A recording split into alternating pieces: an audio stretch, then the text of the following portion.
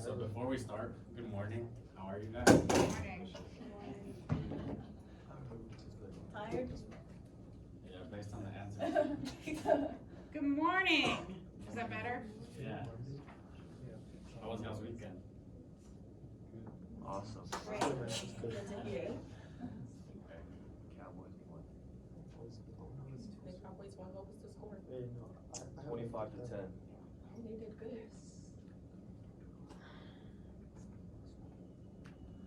All right, perfect. So, good morning.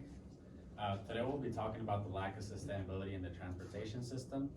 My name is Jonathan, I'm Laura Lau. And I'm Nine Nettles. and to begin, in this presentation we'll be addressing the economic and social impact of transportation on families, as well as identifying 3 approaches that businesses have brought forth. At the end, we'll be able to sort of make a synthesis and choose an ideal solution of the 3 that may bring the best results. So here in the graph, it shows how as income goes up in families, the transportation percentage goes down, meaning that those families with lower incomes tend to have the higher burden of transportation, because as you see it's inverted, and meaning that expenditure is not proportional.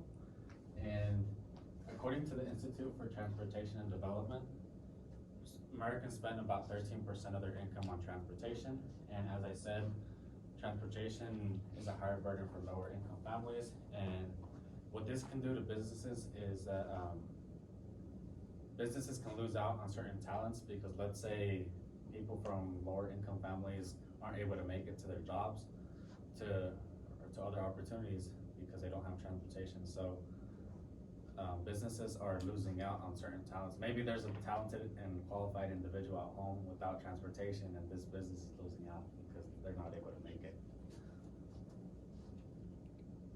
So the first approach we want to talk about is moving to online working. So this is a graph from the Federal Reserve Bank of Dallas, where Texas businesses responded in a 29% increase in telecommuting in the year of 2020 because of the pandemic. And you can also see in the red a 14% decrease in office space usage and a 25% decrease in business travel, which is really effective in increasing sustainability if you just eliminate the need for transportation altogether. And the second approach I'm going to talk about is the DART light rail stations, specifically at Parkland Hospital. So Parkland Hospital offers its employees discounts on public transportation, and it is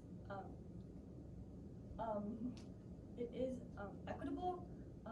So for people with lower salaries at Parkland, they get a higher discount, and people who have a higher income get a lower discount. So it's more accessible for people with lower income to use the transportation, but there is also employee parking. It is far away from the buildings, so employees do have to take a DART shuttle to get to the building, as well as their own private vehicle to get to the parking lot.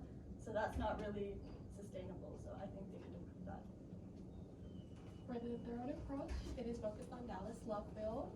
They do offer paid transportation.